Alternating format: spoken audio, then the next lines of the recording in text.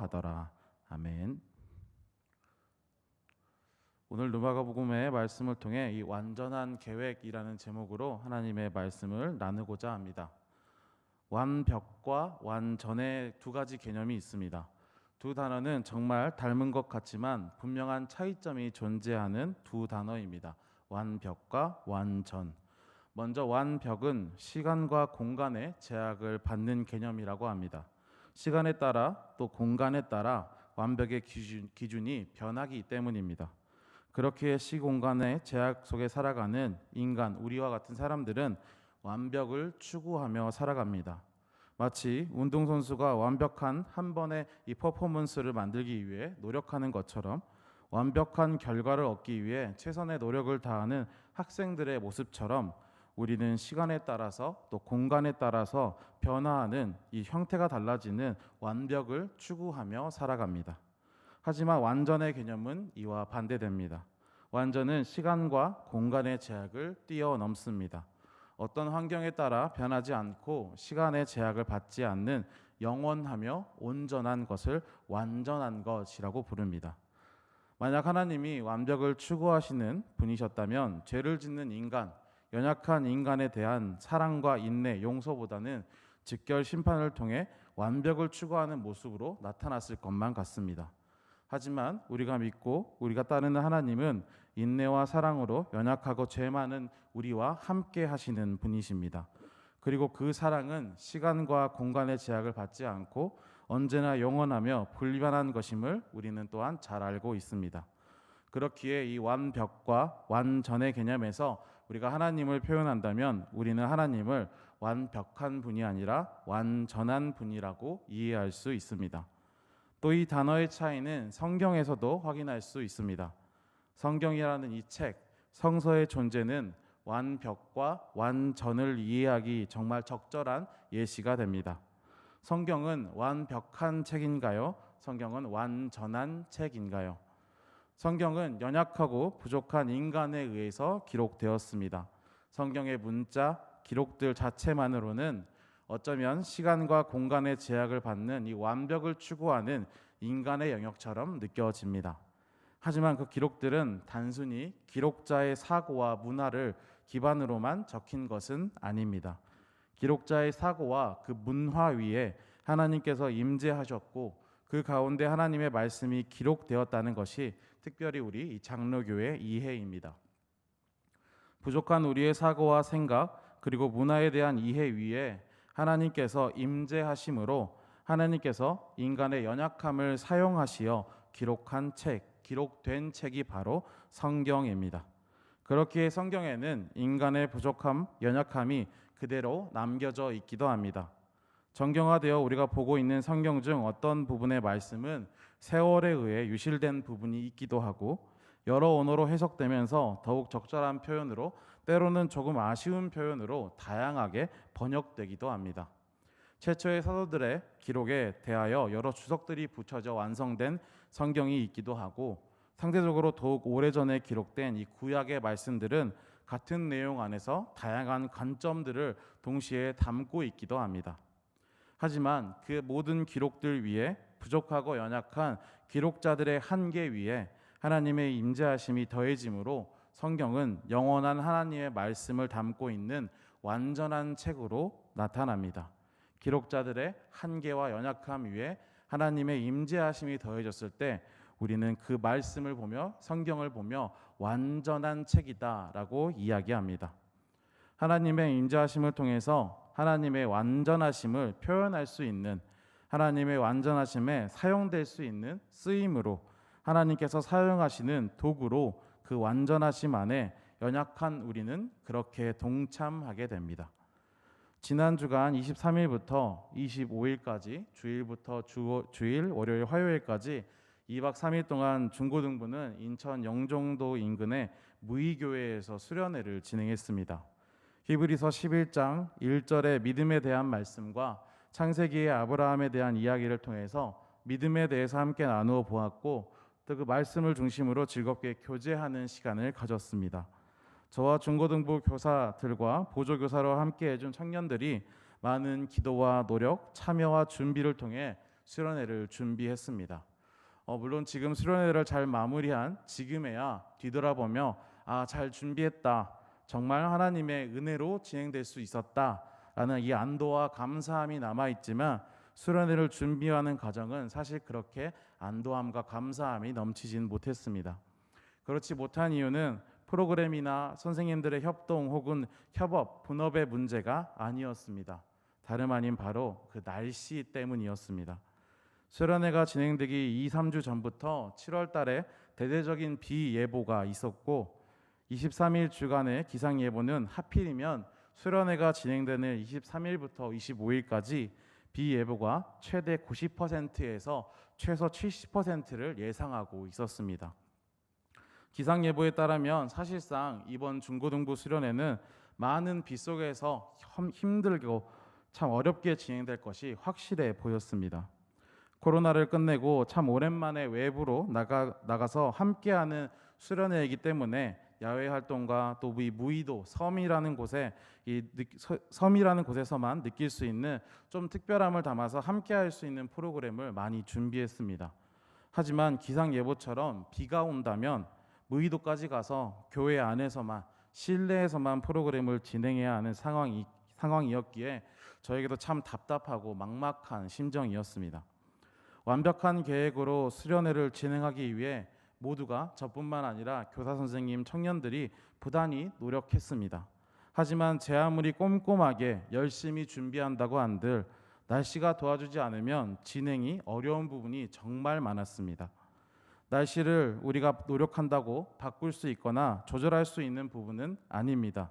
그렇기에 그저 기도하며 하나님의 인도하심을 기대할 뿐이었습니다.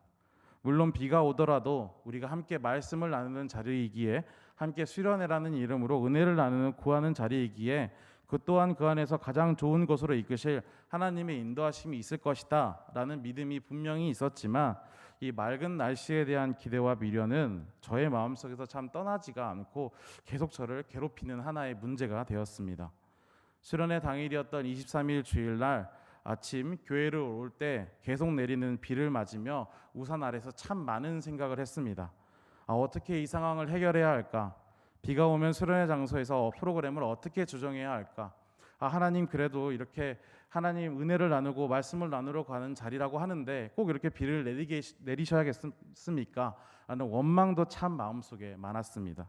고민 노력으로 바꿀 수 없는 환경에 대해서 모두가 많이 고민했고 당일 아침에 내리는 비를 보며 많이 체념하기도 했습니다.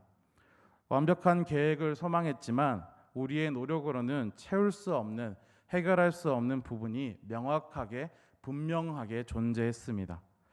그런데 수련회가 시작하고 인천으로 향하기 위해 준비하고 있을 때 거짓말처럼 빗줄기가 약해지기 시작했습니다.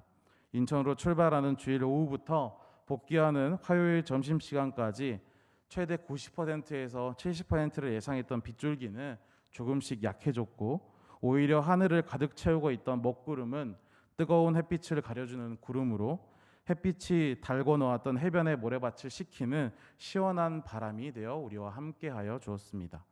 그렇게 걱정하고 고민했던 이 날씨, 내가 통제하지 못하고 내가 다루지 못하는 그 부분에 대한 고민은 오히려 그 하나님 앞으로 나아가는 자리, 은혜로 우리가 모이는 자리에선 더 이상 문제가 되지 않고 오히려 우리를 도와주는 큰 힘이 되었습니다.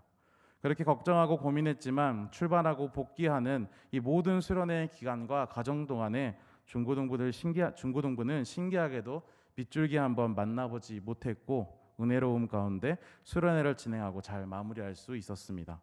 저에게 이번 수련회는 그런 의미에서 정말 뜻깊은 경험의 시간이 되었습니다.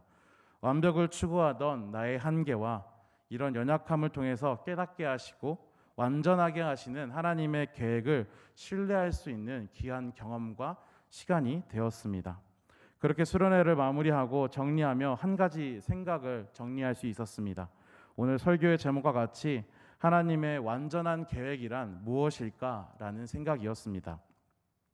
하나님의 완전한 계획이란 어떤 모습으로 우리는 경험할 수 있을까? 나의 삶 속에서 하나님의 완전한 계획, 성경에 계속 기록되어 있고 성경에 수많은 사람들이 경험했다라고 기록되는 그 하나님의 완전한 계획을 나는 어떻게 하면 나의 삶 속에서 경험할 수 있을까라는 생각을 이번 수련회 과정을 통해 고민해보고 더욱더 고민해볼 수 있었습니다.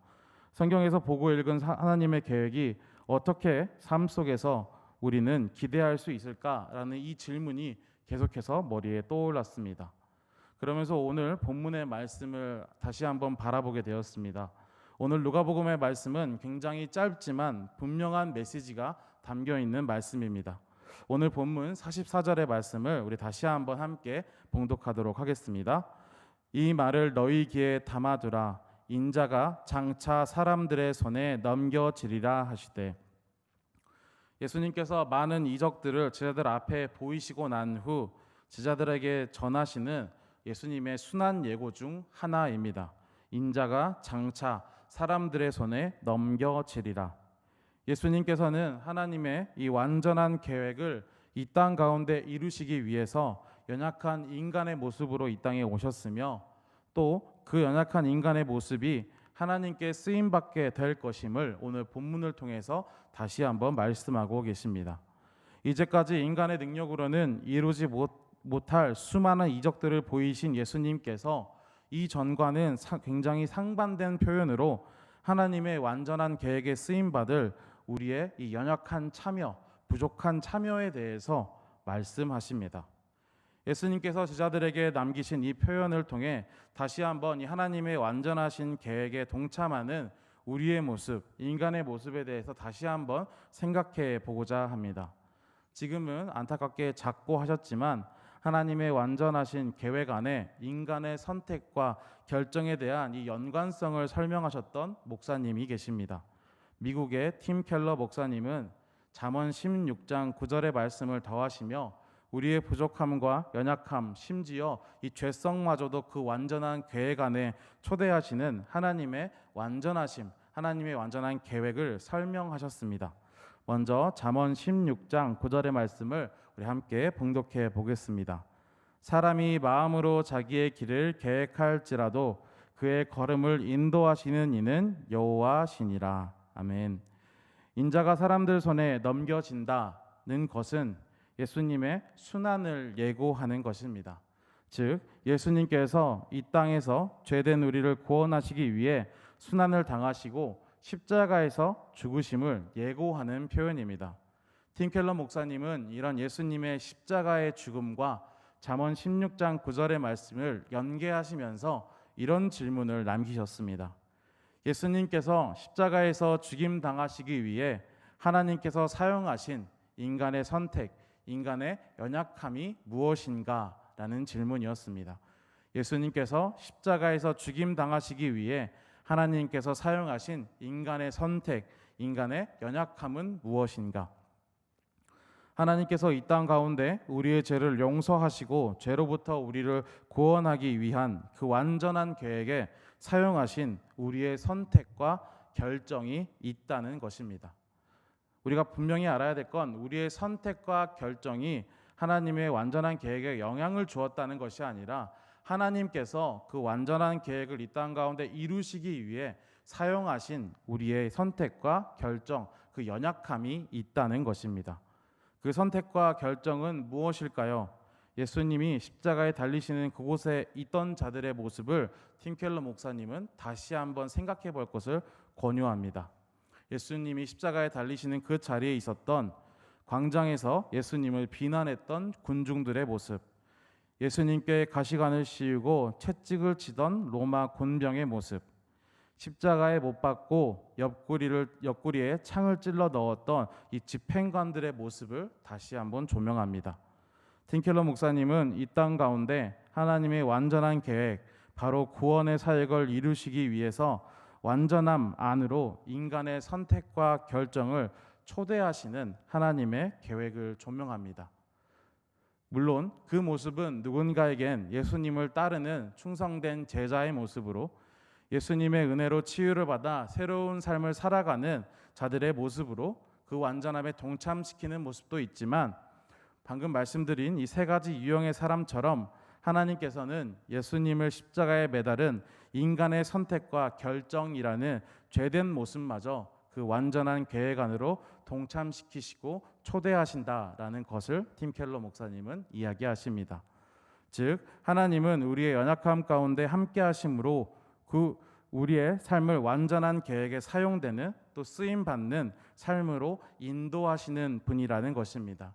그 삶의 모습이 하나님께 충성된 모습이든지 하나님께 믿음이 서 있는 모습이라든지 죄된 모습이라든지 연약한 모습이라든지 그 사람이 하나님과 함께 한다면 하나님의 임재가 이루어진다면 그 삶을 인도하시어 완전한 계획 안으로 이끄시는 분이라는 것입니다. 이번 중고등부 수련회를 통해서 하나님의 완전한 계획은 이런 우리의 부족한 모습 가운데 함께 하시는 하나님의 임재를 통해 완성된다는 것을 깨닫게 됩니다. 날씨를 향한 불안한 마음 가운데 나의 부족한 모습으로 완성되지 못한 이 프로그램 가운데 때론 게으름과 죄된 모습으로 방관했던 나의 태도 가운데 그 모습들 가운데 하나님께서 임재하실 때 그 어떤 모습이라도 하나님께서는 그분의 완전한 계획으로 우리를 초대하신다는 것을 다시 한번 생각하게 됩니다. 비록 우리의 모습은 언제나 온전하지 못하고 완전하지 못한 이 연약함 가운데 있고 때론 죄된 모습으로 하나님께 더 이상 나아갈 수 없을 것 같은 모습으로 나타나지만 하나님께서는 그런 모습으로 나아온 우리의 연약함마저 사용하시고 인도하시어서 하나님의 완전함 가운데로 우리를 초대하시는 분이라는 것을 다시 한번 깨닫게 됩니다. 날씨의 문제가 해결되었지만 마음의 불안함이 사라지진 못했습니다. 그리고 그런 불안함 가운데 수련회라는 예배의 자리, 아이들과 함께 교제하는 그 자리로 나아갈 때 하나님의 말씀과 은혜가 있는 곳으로 나아갈 때 하나님은 그 마음을 인도하시어 하나님께서 계획하신 그 완전함 가운데로 인도하셨다는 것을 이 수련회가 끝나고 나서야 기억하고 고백하게 됩니다. 그렇기에 하나님은 완전하신 분이십니다. 그리고 하나님은 그 완전함을 위해 우리의 연약함을 통해서 일하시는 은혜로우신 분이라는 것을 또한 깨닫게 되는 특별히 저에게는 이번 한 주간 중고등부의 수련회 기간이 되었습니다. 오늘의 말씀을 통해 주신 은혜가 동일한 은혜로 성도 여러분에게도 함께하기를 소망합니다. 연약하고 부족하며 이 죄된 우리의 모습 가운데 우리의 삶에 함께하시는 또 임재하시는 하나님을 찾는 믿음을 지키실 수 있는 저와 우리 모두가 되시기를 소망합니다. 그리하여 나의 모습 그대로 나의 삶을 통하여 이 완전한 계획 안으로 초대하시는 하나님을 통하여 그 사랑 안에서 소망 가운데 더욱 굳은 믿음을 세워갈 수 있는 저와 모든 성도 되시기를 기도합니다. 함께 기도하시겠습니다.